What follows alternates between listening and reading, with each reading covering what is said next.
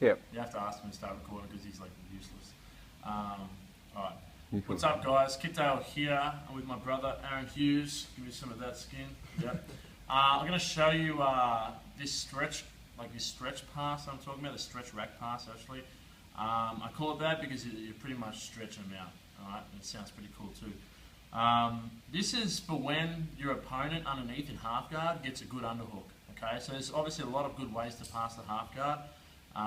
But in situations where they get a really tight underhook, like the way Lucas Leitch does and stuff like that, they can be really dangerous. It's very hard to pass in that situation and very easy to get swept or get your back taken, which you would see if you ever watch any of his fights. Okay, so we're going to start in half guard. Alright, when I'm sitting here, he's locked in half guard and I'm trying to pass. He's doing a really good job at like protecting the underhook. If he wasn't protecting the underhook, I could initially try and let me get the underhook, thanks. I could get the underhook, I put my head down, I could start stretching out and kick out, which would be cool, alright? But he's protecting the underhook here. Or if I had a nice crossface, like Romulo Barral does, and I can stretch him out and start passing. But let's say I've missed both those two, and he's managed to get an underhook, alright? Now if he reaches right through and gets his fingers in the hole of my pants, like a lot of people do, it's really difficult to get my hips, so it's hard to make space. Even with a whizzer, it's going to be really difficult, alright? And what the problem is, if I whizzer and I keep my base out here so he can't swing back this way, he might end up coming up to my back and stuff like this.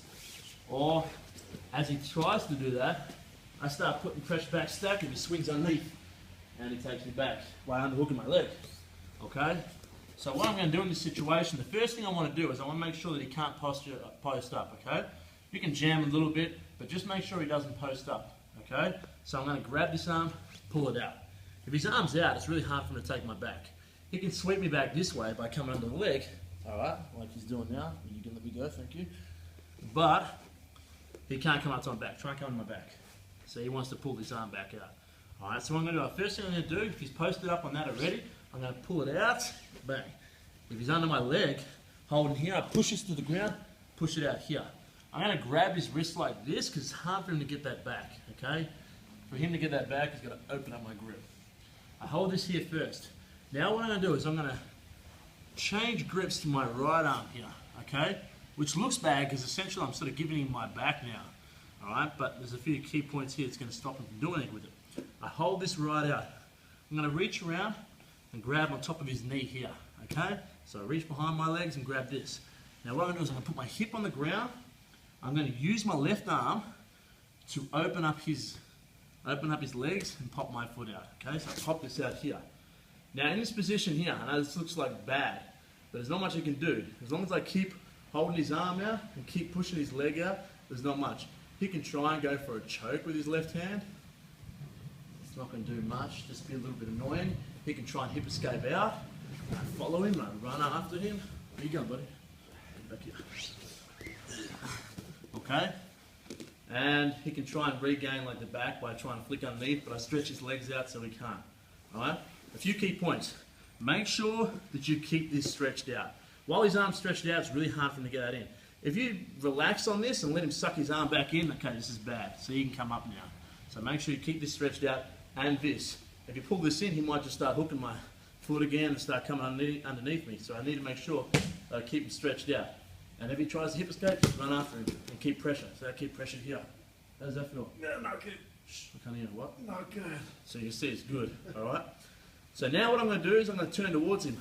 I hold this out, I put pressure here, I bring my left leg under here to make space, I'm going to drive my right leg under here, and I'm going to swing my right arm across here. Okay, I hold that, I can even hold it here, and then turn, bang, here. Okay? Now what he's going to do from here, he's going to try and make space, no doubt, so I keep myself attached to his pants, I keep my elbow and my right knee together, and try and stretch away, try to push away, then I come over the top, grab something, and pull myself towards him. Okay? And I show that just in motion, okay? We're sitting here, he gets this underhook here, okay?